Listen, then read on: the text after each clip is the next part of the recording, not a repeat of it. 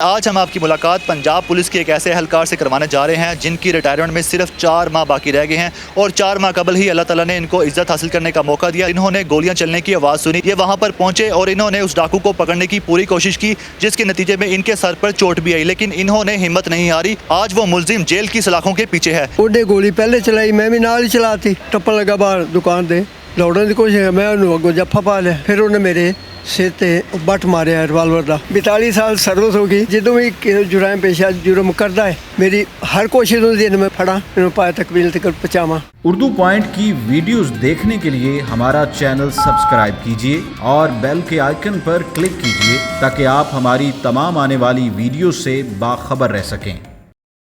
अस्सलाम वालेकुम, उर्दू पॉइंट में खुशामदीद। मैं हूं आपका मेज़बान उस्मान भट्ट। नाज़रीन, आज हम आपकी मुलाकात पंजाब पुलिस के एक ऐसे एहलकार से करवाने जा रहे हैं जिनकी रिटायरमेंट में सिर्फ 4 माह बाकी रह गए हैं और 4 माह कबल ही अल्लाह ताला ने इनको इज्जत हासिल करने का मौका दिया, जिससे इन्होंने भरपूर फ़ायदा उठाया। पंजाब पुलिस के एहलकार नसरुल्लाह गोंदल, जो कि इस वक्त हमारे साथ मौजूद हैं, आज से कुछ रोज़ पहले ये ड्यूटी पर जा रहे थे सुबह के वक्त और इन्होंने गोलियाँ चलने की आवाज़ सुनी तो ये वहाँ पर पहुँचे और इन्होंने जाकर देखा कि एक मुलजिम दुकान में डकैती करने की कोशिश कर रहा है और इस नतीजे में उसने दुकानदार को 4 से 5 फायर मारे, जिसके नतीजे में वो दुकानदार वहाँ पर ही जाँ बक हो गया। ये वहाँ पर पहुँचे और इन्होंने उस डाकू को पकड़ने की पूरी कोशिश की, जिसके नतीजे में इनके सर पर चोट भी आई, लेकिन इन्होंने हिम्मत नहीं हारी और उस डाकू को दबोच लिया। आज वो मुलजिम जेल की सलाखों के पीछे है। नसरुल्लाह गोंदल साहब ने उस मुलजिम को कैसे पकड़ा और उसको पकड़ने के बाद किस तरह उसको जेल की सलाखों तक पहुँचाया, हम उनसे जानते हैं कि उस वक्त क्या मनाजिर थे। मैं ड्यूटी जा रहा सी, मेरी कच्चा फिरोजपुर रोड ड्यूटी सी।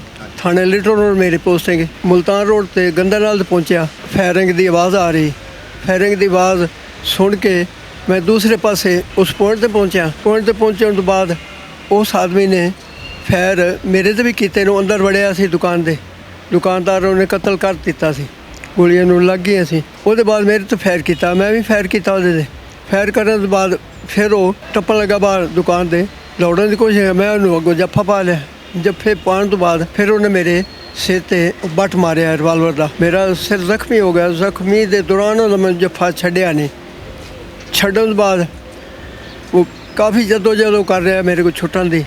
छुट्टन तो बाद मैंने छड्डिया नहीं। उसके बाद मेरे ट्रैफिक वाले भी आ गए, दूसरे भी आ गए। मैं उन्होंने फड़ाया। फड़ाने तो बाद उसके बाद 15 भी कॉल की, 48 तो मैं 15 की कॉल की, एक कॉल की, फिर दूसरी कॉल की। दूसरी कॉल तो बाद फिर उस बाद अद्धे मिनट बाद थाने लिटल रोड वाले आ गए। फिर थाने समनाबाद के डोल्फन वाले सारे मुलाजम मुलजम में हैंड ओवर उन्होंने किए।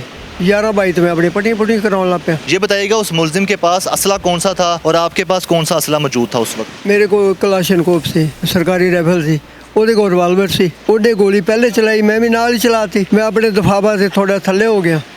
वो गोली मेरी भी क्रॉस हो के लग के अगर दीवार लग गई, वो भी बच गया। आपके सर पर चोट लग चुकी थी, लेकिन आपने उस मुलजिम को दबोच लिया और फिर उसको पुलिस के हवाले किया।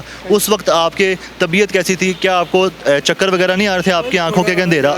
थोड़ा बड़ा परेशानी है थी मेरे, हल्का हल्का ना दिल जा घबरा रहा सी, पर उन्होंने छड्डिया नहीं। 4 महीने बाद आपकी रिटायरमेंट है और इस वक्त आपने ये क्यों ऐसे किया? मतलब आपकी तो वहाँ पर ड्यूटी भी नहीं थी, लेकिन आपने अपने फ़र्ज़ की अदायगी से आप पीछे नहीं हटे। हालांकि आपकी ड्यूटी किसी और जगह पर थी, मगर आपने देखा एक शहरी मुश्किल में, आप उसको बचाने चले गए।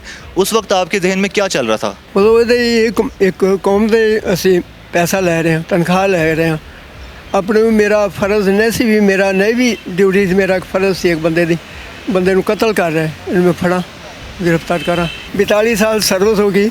अज तक मेरी जो भी जुराइम पेशा जुर्म करता है, मेरी हर कोशिश होती है मैं फड़ा पाया तकमील तक पहुँचावा। 13/6/79 में भर्ती हैं। 15/2/21 मेरी रिटायरमेंट है। मेरे 60 साल पूरी उम्र हो रही। तो जो दुकानदार था उसने मुज़ाहमत की, लेकिन डाकू ने उस पर फायर चलाए। कितने फायर चलाए, उसको कितने फायर लगे हैं और उस दुकानदार की उम्र कितनी थी?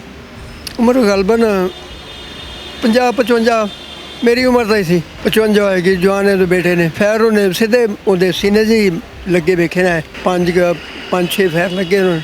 अच्छा, ये बताएं, अब आपके 4 माह रह गए रिटायरमेंट के, दोबारा कभी आपको ऐसा मौका मिलता है, आप कहीं जा रहे हैं ड्यूटी पर, आप देखते हैं किसी शहरी के साथ कोई जुराइम पेशा शख्स है, उसको लूटने की कोशिश कर रहा है या उसको मारने की कोशिश कर रहा है, तो क्या आप उसको तब भी बचाने की कोशिश करेंगे? दोबारा आपको मौका मिलता है तो क्या आप दोबारा भी बहादुरी का मुजाहरा करेंगे और शहरियों के तहफ़्फ़ुज़ के लिए आगे बढ़ेंगे? इंशाअल्लाह जी, अहमदाबाद को मौका मिलेगा तो उस बंदे नूं फड़ांगे भी, उसके खिलाफ कार्रवाई भी करावांगे। मेरा फ़र्ज़ है।